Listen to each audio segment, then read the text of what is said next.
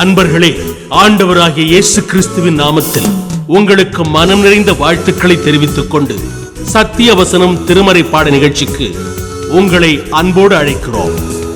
சத்திய வசனம், இது தேவனின் வசனம். நாம் சோர்ந்து போகையில் கரம் கொடுக்கும் நம் தேவனின் வசனம், நம் தேவனின் வசனம். தேவன் அவனுடைய அக்கிரமத்தை அவன் பிள்ளைகளுக்கு வைத்து வைக்கிறார். அவன் உணரத்தக்க விதமாய் அதை அவனுக்கு பலிக்க பண்ணுகிறார். இயேசு கிறிஸ்துவின் இனிய நாமத்தில் சத்தியவசனம் நேயர்களுக்கு என் அன்பின் வாழ்த்துக்கள். கிறிஸ்தவ ஜீவியம் எப்படி ஆரம்பிக்கிறது என்பதை தியானித்து கொண்டு வருகிறோம்.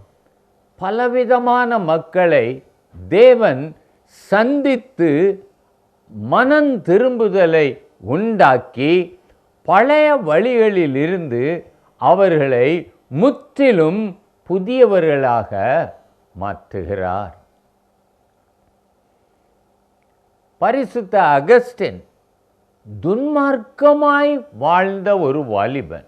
ஆனால் தாயின் ஜெபம் அந்த அகஸ்டினை தொட்டு அவன் உலகத்தை அனுபவிக்க வேண்டும் என்று ரோமாபுரிக்கு சென்ற பொழுது அம்ப்ரோஸ் என்கிற பரிசுத்தவானை சந்தித்து அவனுடைய வாழ்க்கை முற்றிலும் மாறினது.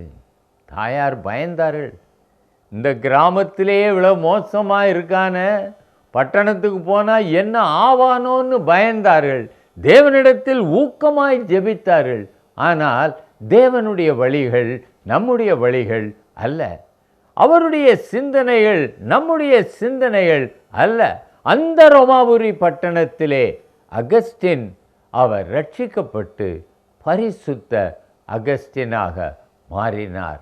அன்றைக்குத்தான் அவருடைய கிறிஸ்தவ ஜீவியம் ஆரம்பித்தது.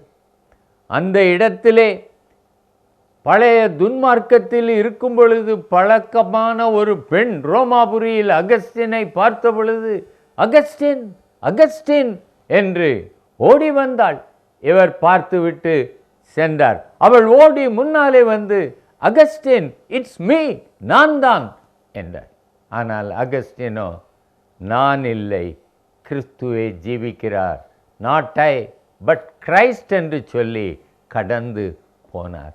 பாருங்கள், இந்த மாற்றத்தை தேவன் ஒருவரே கொண்டு வர முடியும். அதுதான் கிறிஸ்தவ ஜீவியத்தின் ஆரம்பம். அநேகர் குடித்து வெறிக்கும் பொழுது குடும்பத்திற்குள் பல பிரச்சனைகள் வந்து தங்களால் தீர்க்க முடியாத நிலைக்கு வருகிறது.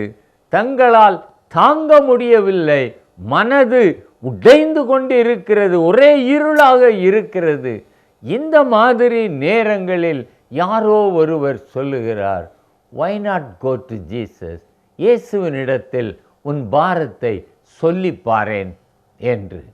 வேறு ஒரு வழியும் இல்லை என்று சொல்லி கண்ட பொழுது தேவனிடத்தில் போய், தேவனே, நான் உம்மை மறந்து தான் ஜீவித்தேன், மாய்மாலமாக ஜீவித்தேன், ஆனால் இன்னைக்கு என் குடும்பம் அழிந்து கொண்டு இருக்கிறது, கட்டி எழுப்பும் என்று அவருடைய பாதத்தில் இருக்கும் பொழுது தேவன் அந்த மனிதனை ரட்சித்து அவன் குடும்பத்தையும் கட்டி எழுப்புகிறார்.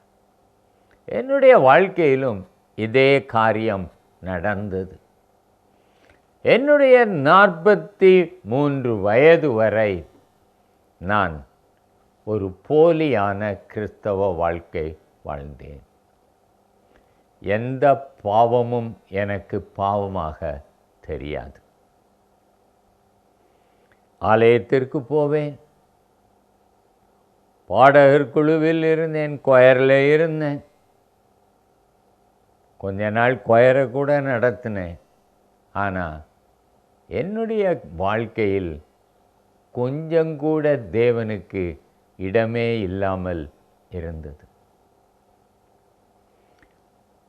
குடும்பம் இருந்தது. என்னுடைய வாழ்க்கை மனைவி பிள்ளைகளை அதிகமாய் பாதித்தது.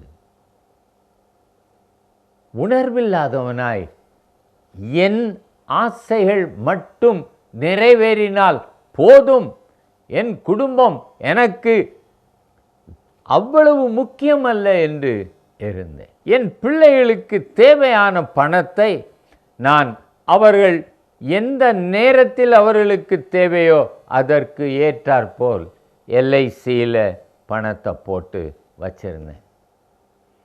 காலேஜுக்கு வரும்போது இவ்வளோ வேண்டி இருக்கும், அன்னைக்கு நான் கஷ்டப்படக்கூடாது அப்படி என்று சொல்லி அதற்காக பாலிசியை எடுத்து பணமெல்லாம் சேர்த்து வைத்திருந்தேன். என்னுடைய மூத்த மகன் அவன் 10th பாஸ் ஆனான், +2 பாஸ் ஆனான். அவனுக்கு எப்படியும் ஒரு இன்ஜினியரிங் கல்லூரியில் சேர்த்து விடலாம் என்று இருக்கும் பொழுது அங்கே மார்க்கு கொஞ்சம் குறைந்து விட்டது. சரி என்று அவனை ஒரு கல்லூரியிலே BSc ஃபிசிக்ஸ் படிக்க சேர்த்தேன். நான் ஒரு ஃபிசிக்ஸ் ப்ரொஃபஸர். சென்னையில் உள்ள ஒரு கல்லூரியில் படிக்க அவனுக்கு இடம் வாங்கி கொடுத்தேன். ஆங்கிலம் தவிர வேறு ஒரு பாடத்திலும் பாஸ் ஆகவில்லை. அந்த முதல் வருடம் எல்லா செமஸ்டரிலும் ஆங்கிலம் ஒன்றைத்தான் பாஸ் ஆகியிருந்தான். எனக்குள் ஒரு கேள்விக்குறி வந்தது. எப்படி 10ஆம் வகுப்பில் டிஸ்ட்ரிக்ட் ஃபஸ்ட்டாக வந்தவன் ஒரு பாடம் கூடவா பாஸ் ஆக முடியவில்லை என்று சொல்லி நான் சரி முதல் வருஷம் அப்படி இருக்கும், 2வது வருஷம் பிக்கப் பண்ணிடுவான்னு பார்த்தா 2வது வருஷமும் அப்படித்தான். நான் பார்த்தேன், இவனை கொஞ்ச நாள் வீட்டில் வைத்திருப்போம் என்று சொல்லி ஒரு வருஷம் கல்லூரி அனுப்பாமல் வீட்டில் வைத்திட்ட முயற்சி செய்தேன். டியூஷன் வச்சு பாடங்களுக்கு சொல்லி கொடுத்தேன். ஆனாலும் ஒன்றும் பயன் இல்லை. மறுபடியும் எல்லா பாடங்களும் ஃபெயிலானான். அப்பொழுதுதான் நான் நினைக்க ஆரம்பித்தேன். எனக்குள் ஒரு உணர்வு வந்தது, இது இயற்கை அல்ல, ஏதோ இயற்கைக்கு அப்பாற்பட்ட ஒரு காரியம் என் குடும்பத்திற்குள் நடந்து கொண்டிருக்கிறது. Something super natural, some supernatural power is interfering in my life. நான் அதை உணர்ந்தேன். அப்போ நான் போய் ஒரு ஊழியர்கிட்ட ஜெபம், இவன் இப்படி இருக்கானேன்னு. அவன் அங்கே போனதே தேவனுடைய சித்தம் இல்லை, நீங்கள் ஏதோ தப்பு செய்திருக்கீங்க, உங்கள் வாழ்க்கையை ஆராய்ந்து பாருங்கள் என்றார். நான் வந்தேன். வீட்டுக்குள்ளே யாரையும் பார்க்க இஷ்டம் இல்லை, யாரையும் பார்க்க முடியலை. உறவினர்கள்லாம் கேட்காங்க, என்னடா மக்கு பயலில் கூட ஒரு டிகிரி வாங்கி கொடுக்குற, உன் பையனை படிக்க வைக்க முடியாதா அப்படின்னு கேட்டா என் மனைவி ஒரு பக்கம் அழுவா, பிள்ளைகள் என்னை கண்டு பயந்து இருப்பாங்க. குடும்பம் நரகமாக இருந்தது. இந்த வேளையில் ஒரு நாளில் நான் வேறு வழியே இல்லை, என்ன செய்வதென்றே தெரியாத நிலையில் ஒரு இரவு 12 மணிக்கு தூங்க முடியாது, ஒரு நாளும் தூங்க முடியாது. அப்படி சிகரெட்டை குடிச்சிக்கிட்டே தான் இருப்பேன், தூக்கமே வராது. நான் ஒரு நாளில் சரி ஆண்டவர்கிட்ட கேட்போம் அப்படின்னு சொல்லி நான் ஜெபம் பண்ணேன். ஆண்டவரே, இந்த குழப்பங்களுக்கு காரணம் என்ன? ஆண்டவர் சொன்னார், நீதான் காரணம். அவர் சொன்னார், யோபு 21:19 வாசி. தேவன் அவனுடைய அக்கிரமத்தை அவன் பிள்ளைகளுக்கு வைத்து வைக்கிறார், அவன் உணரத்தக்க விதமாய் அதை அவனுக்கு பலிக்க பண்ணுகிறார். தேவன் ஜீவிக்கிற தேவன் என்பதை அந்த இரவிலே கண்டு கொண்டேன். அவர் என்னோடு பேசி இதை பார் என்று சொன்ன பொழுது நான் அவரிடத்தில் கேட்டேன், என்ன அநியாயம் செய்கிறீர்? நான் தப்பு செய்தால் என்னை தண்டியும், என் பிள்ளையை ஏன் தண்டிக்கிறீர்? அது என்ன தப்பு செய்தது? ஆண்டவர் சொன்னார், உன்னை எத்தனையோ முறை உன் வாழ்க்கையில் தோல்விகளை ஏற்படுத்தினேன், ஆனால் நீயோ அதை பொருட்படுத்தவே இல்லை, என்னை தேடவே இல்லை. உன் பிள்ளையை தொட்டவுடனே தானே நீ என்னிடத்தில் வந்திருக்கிறாய், எனக்கும் வேறு வழியே இல்லை என்றார். நான் சொன்னேன், அப்படின்னா நீர் எந்த காரியத்தில் எனக்கு ஒரு விடுதலை தாரும். நீங்கள் நினைக்கலாம் இது மனசில், அவரை பார்க்கலே ஒழிய அவர் இருக்கிற அந்த ப்ரெசன்ஸ் சமூகத்தை உணர முடியுது, அவருடைய சத்தம் எனக்கு நல்லா கேட்குது, ஆர்கியூ பண்ண அவர் பேசுகிறார். அப்போ சொன்னார், சரின்னு. அப்போ என் குடும்பத்தை நீர் கட்டி தாரும். அப்போ ஆண்டவர் சொன்னார், நான் சொல்கிறபடி நீ செய்தா நான் உன் குடும்பத்தை கட்டுறேன். அப்போ அவர் சொன்னார், நீ உன் மனைவிக்கு செய்த துரோகங்களெல்லாம் அவாட்ட சொல்லுன்னு. நான் சொன்னேன், இது எப்படி முடியும்? அதுக்கப்புறம் நாங்கள் 2 பேரும் ஒன்றா இருக்க முடியாது. உங்கள்கிட்ட 1000 வழி இருக்கும், நீர் எவ்வளவு ஞானம் உள்ளவர், எனக்கு வேற ஒரு வழியை தாரும். ஆண்டவர் சொல்லிட்டார், எனக்கு வேற வழியே இல்லை, இது ஒன்று தான் உன் குடும்பத்தை கட்ட எனக்கு உள்ள வழி என்றார். நான் யோசித்தேன், எப்படி இவ்வளவு நாளும் நான் ஒரு யோக்கிய நாட்டம் என் மனைவிக்கு பிள்ளைகளுக்கு இருந்திருக்கிறேனே, இப்போ எல்லாத்தையும் உடைச்சி நான் எப்படிப்பட்டவன்னு என்னை வெளி காட்டினா அதுக்கப்புறம் என்னை யார் ஏற்றுக்கொள்வார்கள்? பயங்கரமான சூழ்நிலை. நான் யோசிக்க எனக்கு வேற வழியே இல்லை. கடைசியில் ஆண்டவர்கிட்ட சொன்னேன், சரி ஆண்டவரே, நீர் சொன்னபடி செய்கிறேன், ஆனால் விளைவுகளுக்கு நீர்தான் பொறுப்பு. என் குடும்பம் உடைஞ்சாலும் அதுக்கும் நீர்தான் பொறுப்பு, என் குடும்பம் கட்டப்பட்டு எழும்பினாலும் அதற்கும் நீர்தான் பொறுப்புன்னு.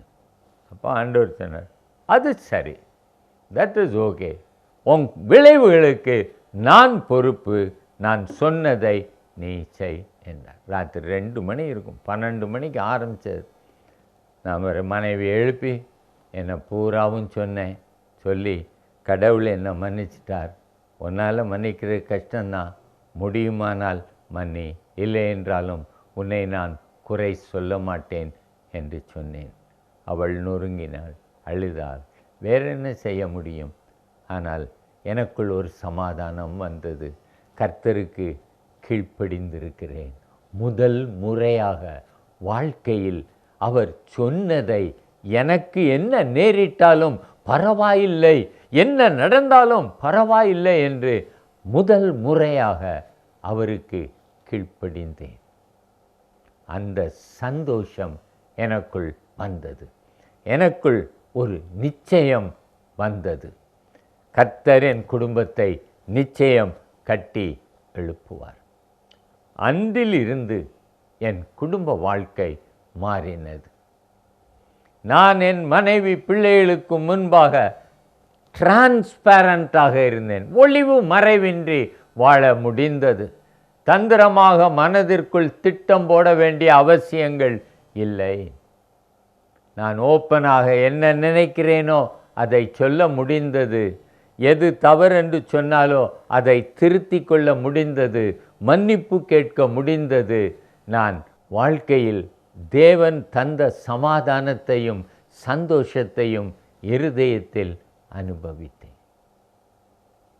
எங்கள் டிபார்ட்மெண்ட்டில் நிறைய பேர் கேட்டாங்க, உங்களுக்குள்ள ஒரு மாற்றம் இருக்க, உங்கள் கோபம் எங்கே போச்சுன்னே தெரியலையே அப்படின்னாங்க.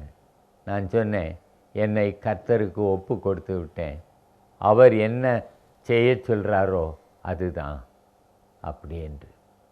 வேறு இடங்களுக்கு போனாலும் என்னோடு பழகின ஒரு நண்பன் பேப்பர் திருத்த போன ஒரு இடத்துல, இனி இப்போ ரொம்ப சந்தோஷமாக இருக்கியே, என்ன காரணம் என்றான். நான் சொன்னேன், கர்த்தரை ஏற்றுக்கொண்டேன். எனக்கும் அந்த வழியை சொல்லித்தா என்றான். ஒரு ஊழியக்காரனிடம் அழைத்து சென்றேன். அவனும் இன்றைக்கும் ரட்சிக்கப்பட்டு தேவனுக்கு ஊழியம் செய்கிறான். எத்தனையோ ஆச்சரியம். ஒரு கீழ்ப்படிதல் என் குடும்பத்தை கட்டினார். என் மகன் அவன் பிஎஸ்சி முடிக்கவே இல்லை. ஆனால் ஒரு இடத்தில் 500 ரூபாய்க்கு வேலைக்கு சேர்ந்தான். மாதம் 500 ரூபாய்க்கு. பிறகு கொஞ்ச நாள் கழித்து ஒரு மாருதி கார் சேல்ஸ்மேனாக சேர்ந்தான். சேல்ஸ் ஆஃபீஸரானா, மார்க்கெட்டிங் ஆஃபீஸரானா.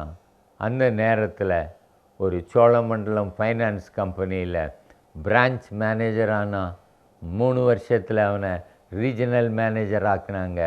அங்கே கோயம்புத்தூர்லேருந்து ஒரு 3 வருஷத்தில் அவன் மெட்ராஸில் அவன் ஒரு நேஷ்னல் மேனேஜராக உயர்த்தினாங்க. ஆச்சரியமாய் இருந்தது. கேவலமாய் பார்த்தவர்கள் எங்கள் குடும்பத்தில் நடந்த அற்புதத்தை கண்டு ஆச்சரியப்பட்டார்கள். அவன் ஓப்பன் யூனிவர்சிட்டியில் எம்ஏ எழுதி பாஸ் ஆனான். அவனுக்கு வாழ்க்கையில் ஒரு கான்ஃபிடென்ஸ். நான் இதெல்லாம் பார்க்கும்போது என்னால் ஏதாவது செய்ய முடிந்திருக்குமா? முடியாது. கர்த்தருக்கு கீழ்ப்படிந்தேன், அவர் உயர்த்துகிறார். இது என் மனதில் தோன்றவே இல்லை. அதுதான் கிறிஸ்தவ வாழ்க்கை. கிறிஸ்து உங்கள் குடும்பத்தை கட்டுவதுதான் கிறிஸ்தவ வாழ்க்கையின் ஆரம்பம். அந்த வாழ்க்கையின் ஆரம்பம் நீங்கள் கிறிஸ்துவுக்கு உங்களை ஒப்பு கொடுப்பதிலும் அவருக்கு கீழ்ப்படிவதிலும் தான் இருக்கிறது. என்னை கேட்டுக்கொண்டிருக்கிற சகோதரனே, சகோதரி, நான் என் அனுபவத்தில் இருந்து சொல்ல முடியும். உங்களுடைய கிறிஸ்தவ வாழ்க்கை தேவனோடு ஒரு தனிப்பட்ட உறவு ஏற்படும் பொழுதுதான் கிறிஸ்தவ வாழ்க்கை ஆரம்பிக்கிறீர்கள். அவருக்கு கீழ்ப்படியும் பொழுதுதான் உங்களிலே ஒரு கிறிஸ்தவ வாழ்க்கையை தேவன் ஆரம்பிக்க முடியும். உங்கள் குடும்பத்தை தேவன் கட்ட முடியும். அன்றிலிருந்து என் ஜெபம் வித்தியாசமானது. பரிசுத்த ஆவியால் நிறைத்தார். வேதம் வாசிக்கும் பொழுது தேவன் அதன் ஆழங்களை சொல்லிக் கொடுக்க ஆரம்பித்தார். உங்களோடு பேசுவதற்கோ அல்லது இந்த வானொலியில் பேசுவதற்கோ எனக்கு கொஞ்சமும் தகுதி கிடையாது. தேவனுடைய சுத்த கிருபைதான் எனக்கு இந்த வசனங்களை சொல்லி இதை பேசு என்று சொல்லுகிறது. சகோதரனே, it saved a wretch like me. என்ன போன்ற ஒரு களிசடையை தேவன் ரட்சித்து உங்களோடு பேச வைக்க முடியும் என்றால் உங்களுக்கு எத்தனை ஆச்சரியமான காரியத்தை செய்ய முடியும். அவருக்கு உங்கள் வாழ்க்கையை ஒப்புக்கொடுங்கள், கீழ்ப்படியுங்கள். தேவன் உங்கள் மனதில் பேசுவார். அவர் உங்களோடு இடைப்படுவார். சூழ்நிலைகள் மூலமாக, குடும்ப சூழ்நிலைகள் மூலமாக உங்களோடு பேசுவார். நீங்கள் அவருக்கு கீழ்ப்படியுங்கள். அந்த கீழ்ப்படிதலின் நிமித்தம் அவர் உங்கள் தலைகளை உயர்த்துவார். உங்கள் குடும்பத்தை மலையின் மேல் பட்டணமாக வைப்பார். அது நிச்சயம். தேவன் இதைவிட அதிகம் செய்ய வல்லவர். ஜெபிப்போமா? அன்பின் தகப்பனே, நீர் எனக்குள் கிறிஸ்தவ வாழ்க்கையை எப்படி ஆரம்பித்தீர் என்று நான் இவர்களுக்கு சொல்லி இருக்கிறேன். என்னை கேட்ட இவர்களும் தங்களுடைய வாழ்க்கையில் மாய்மாலத்தை விட்டு கணவன் மனைவிக்குள் ஒளிவு மறைவின்றி எல்லாவற்றையும் பகிர்ந்து கொண்டு உம்முடைய கிருபையை பெற்று ஒரு புது வாழ்க்கை வாழ அவர்களுக்கு செய்யும். கீழ்ப்படுகிற ஒரு இருதயத்தை கொடுத்து உமக்கு முற்றிலும் கீழ்ப்படிய அவர்களை பலப்படுத்தி அருளும். இயேசு நாமத்தில் ஜெபிக்கிறேன், ஜீவனுள்ள பிதாவே. இந்த புத்தகம் பற்றிய விபரங்களுக்கு சத்திய வசனம் அலுவலகத்தை தொடர்பு கொள்ளவும்.